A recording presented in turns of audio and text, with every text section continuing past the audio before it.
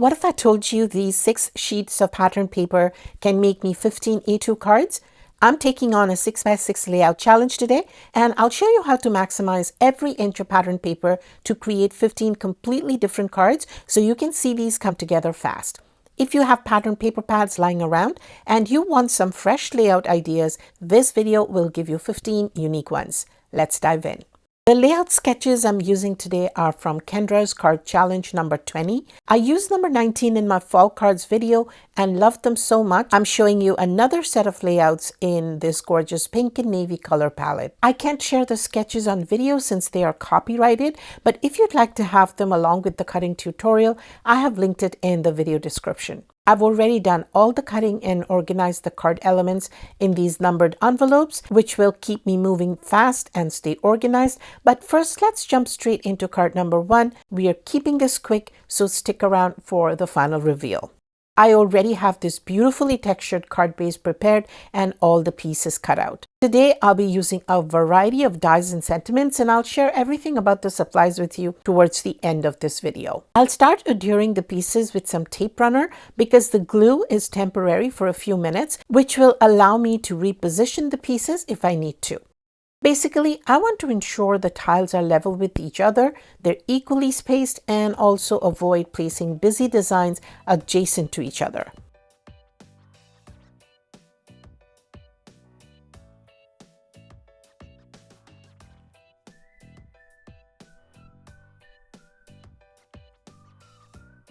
I see that I need to move these pieces around, and that's why a tape runner really works well when I'm building up a design. I'll use my foam tape for some dimension here, but I'll also use some liquid glue to give me a few seconds to slide it into position.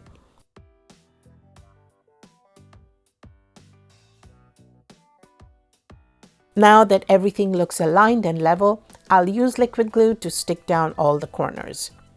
To prevent the tiles from shifting, I'll first apply a little bit of glue to each of the tiles and then add more glue to finally adhere them from all sides. Next, I'll use some foam tape on the sentiment layer. I will embellish the cards, but I'll do it in one fell swoop once I complete all 15 of them. I'm keeping this quick, so I will definitely share all the final cards with you at the end. And this card is done. In case you were wondering, I just wanted to explain the system for a second. The sketches I used required me to cut all 6 sheets at once. So I filled these envelopes with all the elements that I need for each card. I started this system with my first card challenge and used post-it notes so I can reuse these envelopes again and again. But if you're interested in seeing the first video with 15 more unique layouts, I'll link to that video at the end. Now let's start with the second card.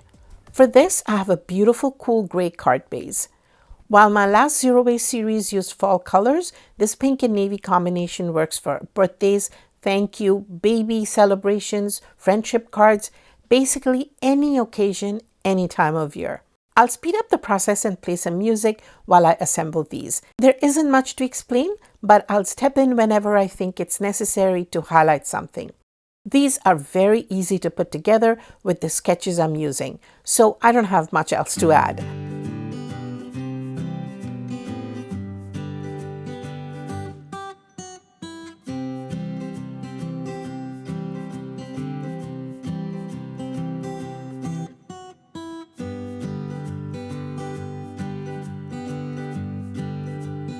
Now, card number 2 is also done.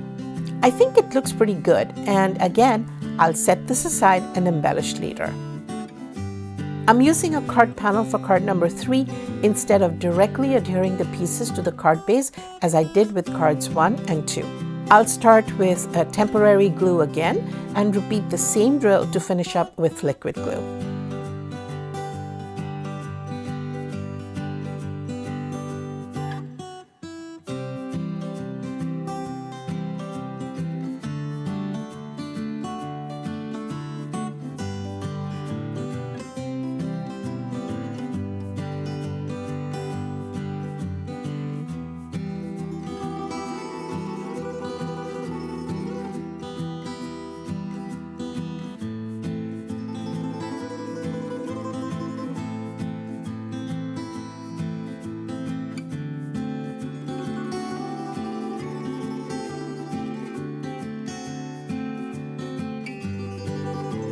And here we are, card number 3 is done. Card number 4 has quite a few pieces. I have my card base and I'll use this beautiful embossed background to put all these strips of pattern paper on. I have to line up the pieces like stripes across the front, and then the sentiment will go across the middle. By the way, I created the sentiment using the stencil and coordinating die set from Pinkfresh Studio. It's an old set, but if it's still available, I'll link it in the list of supplies. Assembly will be a little bit tricky because the embossed panel measures 5 1/4 by 4, and I'll have to fit all these strips onto it. So here's what I'll do. I'll start by adhering the panel directly to the card base because I'm planning on using dimensionals on some of the strips. I'm applying a generous amount of glue to the panel because the surface is very bumpy and the card base is textured, so I want to make sure it sticks really well. Now the challenge is to adhere the strips to the card panel while ensuring they're all aligned and level. So here is a hack that I'll use. I have a piece of press and seal wrap here, and this will be the most convenient way to do it. I've placed the wrap with the sticky side up. It's very low tack and really handy for these types of maneuvers. Now, if you don't have press and seal, you can use low tack painter's tape or something similar. If you have a magnetic glass mat like this one, you can use your magnets to hold the tape down with the sticky side facing up. Alternatively, in the absence of a magnetic glass mat, you can use additional tape over the painter's tape to secure it in place. I'll line up the pattern paper. I'll use the grid lines on my magnetic glass mat to help me keep the pieces straight. I'll butt the pieces up against each other and press them down onto the press and seal so they don't shift. Another great thing about press and seal is that it holds the arrangement in place, and once I've applied glue, I can hover over the card base and see exactly where to place it. And if you're wondering what I've scribbled behind the paper strips, I had labeled the pattern paper to identify them in the card sketches, since each sketch is a combination of different papers. So it was necessary to label the paper so I know which pattern goes on which card. I should have replaced my press and seal since it's full of gunk from multiple uses, so I hope the pieces won't fall off.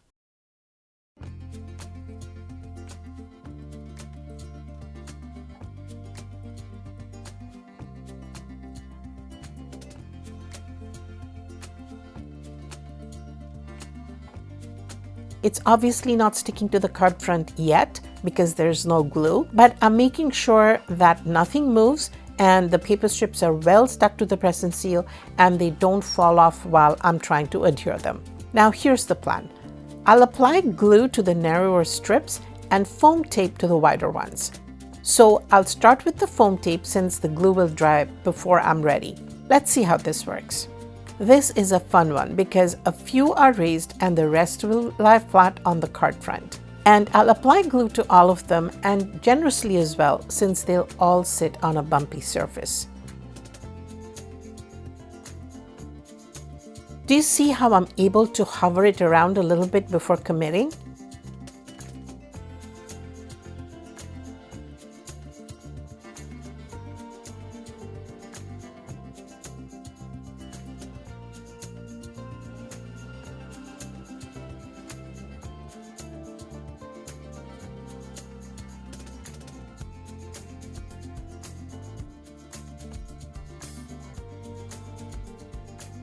Now, time for the sentiment.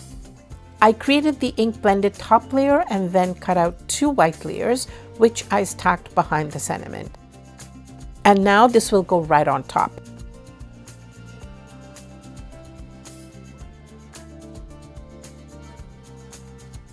And we have card number 4. All right, let's move on to card number 5. We have quite a few pieces here as well.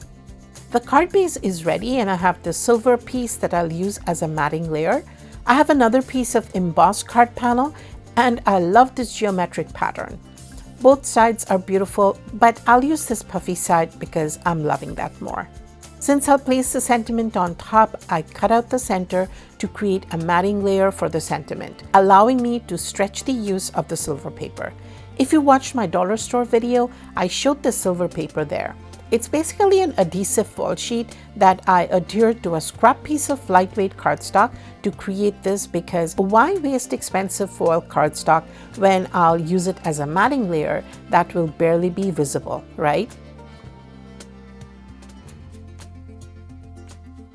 It looks like I didn't center the panel properly, so I'll trim this edge just a bit to size it down. Now the border looks equal on all sides. I decided not to use silver mats for these two tiles because it would be too much silver.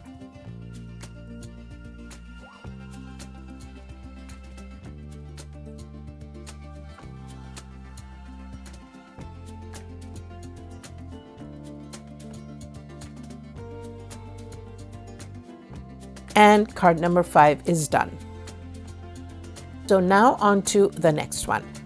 I had stuck these pieces down because I was trying to get the measurements for the mat, but I need to stick them down permanently now. To cut the foil panel, I simply stuck one of the pink panels onto the foil cardstock, ensuring an even border around the edges. Then I used a pencil to draw the cutting line.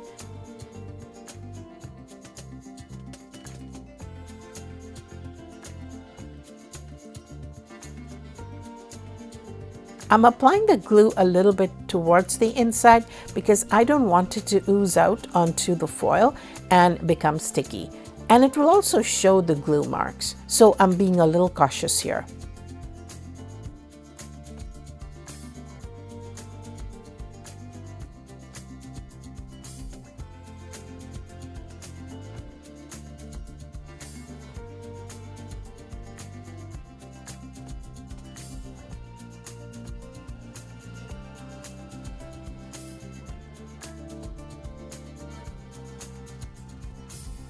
Here's a tip. Since the card base is dark, if you look at the foam tape from the side, it will appear quite stark. So I'll use my black Sharpie to color the exposed sides. And you can do this to match the color of your card base basically.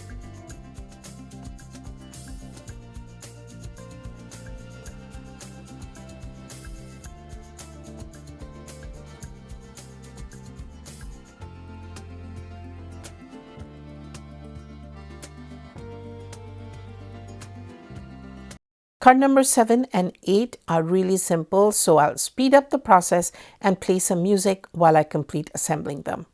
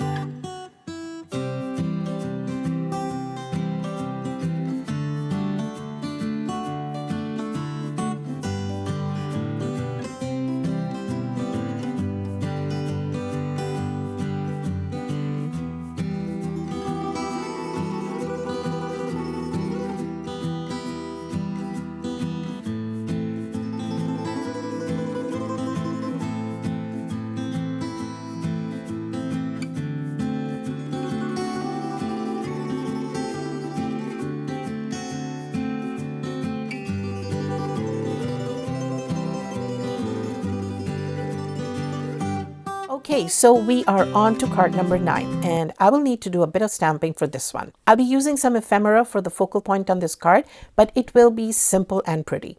The only complicated thing I'll need to do on this card will be to fold back the upper right corner to reveal the sentiment. I'll use my scoring board to create the fold, ensuring it's straight and crisp. What I want to do is stamp the sentiment hugs on the card base up in this corner across like this. So I want to measure the sentiment first so I know how much of this cardstock to fold back. This paper is directional, so I need to flip it over, and this is the corner I need to use. I'll use my pencil to draw a line where I need to fold. Now I can hold this and line it up along the washi tape on my scoring board, which is why I have it there. Makes it so easy to make these kinds of score lines. If you want to see this hack in action, you can watch my hacks video, and I'll put a link to that in the description. I'm just double checking to ensure it's large enough for the stamp, which it should be, but it's better to check. I'll use my VersaFine ink and an acrylic block for this. It looks beautiful, but I later realized that I shouldn't have stamped it that far up into the corner. You'll see me fix that in the final version of the card by adding more ephemera to cover up the extra white space. I'll apply glue to the fold and stick it down, and finish off by adding my ephemera.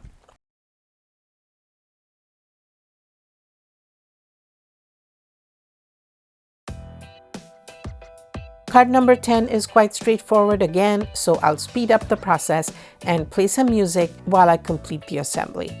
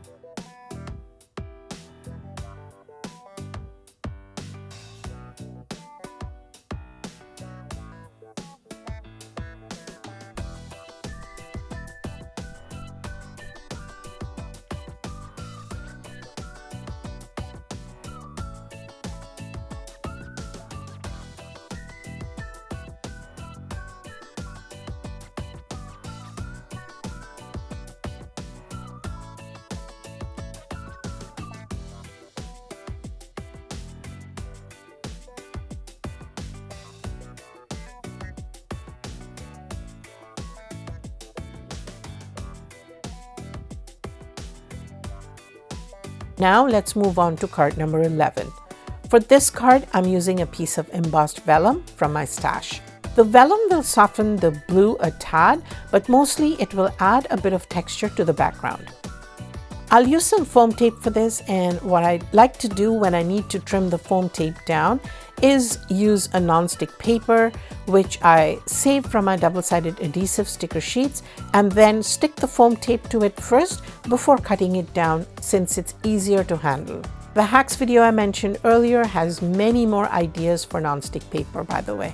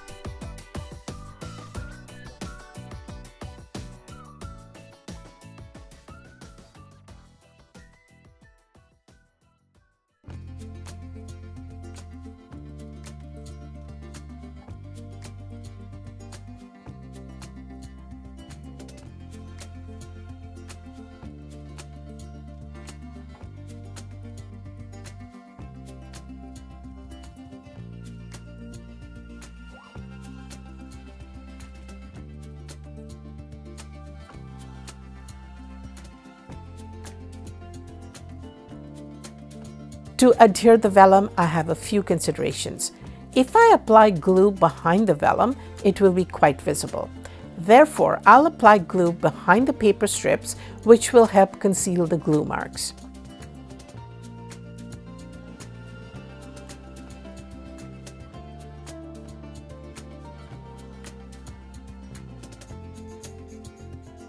Since this corner might lift, I will apply a little bit of glue on my scrap cardstock and use my finger to smooth it out.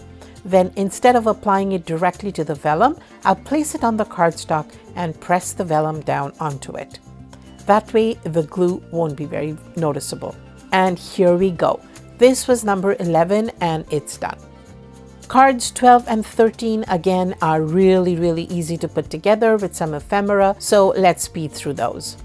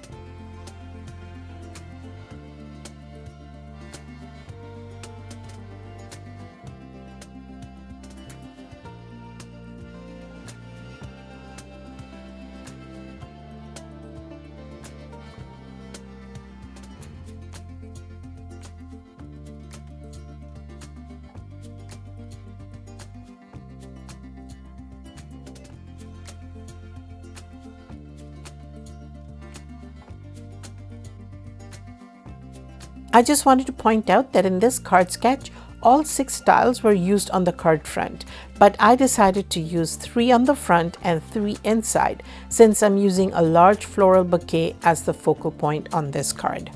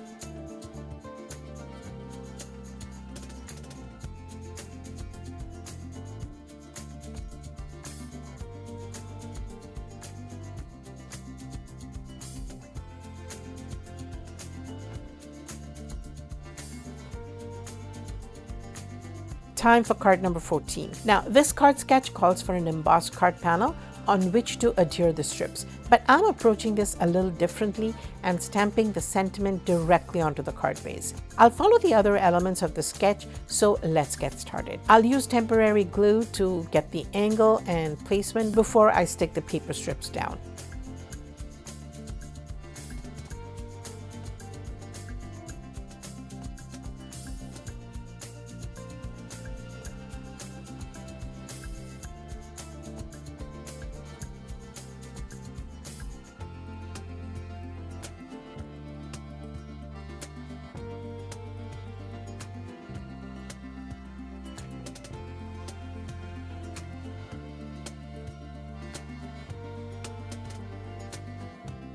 I'll trim off the excess and stamp the sentiment now.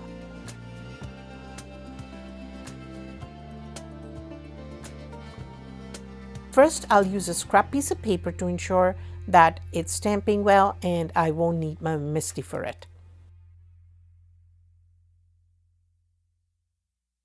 I'll stamp it off to the side because in case I can't get it completely centered, it won't look bad. Unfortunately, the stamp didn't really create a crisp impression, so I'll touch it up. I see a little bit of an ink smudge here. I can't seem to get rid of this. So the solution is to place an embellishment to cover it up, and that would be the easiest thing to do. And now on to the final one, card number 15. The original card sketch had 3 of these strips go this way on a horizontal card. But I changed up the design again. Remember, the sketches are just a guide to get you started, and so I take liberties whenever I think I can. But now I'll have a vertical card, and these strips of paper will be the 3 layers on a birthday cake. I'll have the sentiment going across the bottom. I cut off a few slivers from the strips so I could use those bits and turn them into candles. And I also created some candle flames with this die from Spellbinders. The candles would be too small on this cake, so I just used the flames. I use gel pens to color them in, and I'll put these back on the tape so they don't get lost. I'll use the deboss side for a little variation on this one, and I'll keep the card pretty flat otherwise. For the layers, I simply rounded off the corners with a corner rounder.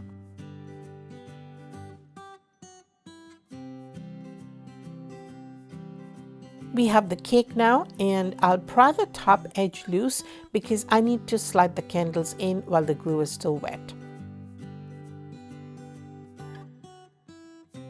I'll add the flames with a dot of glue.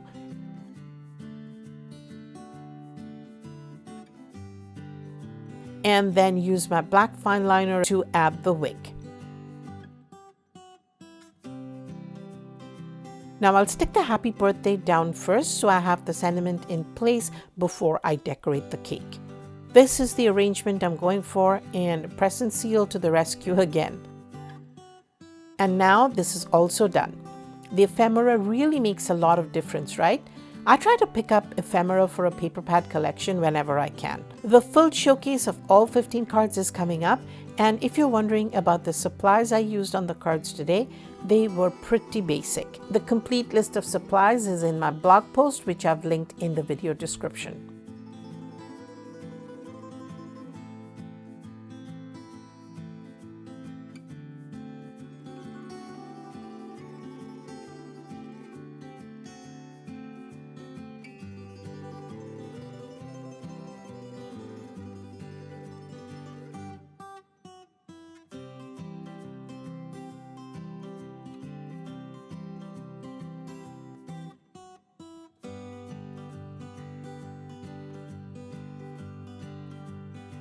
And if you want more zero waste card ideas, watch this next.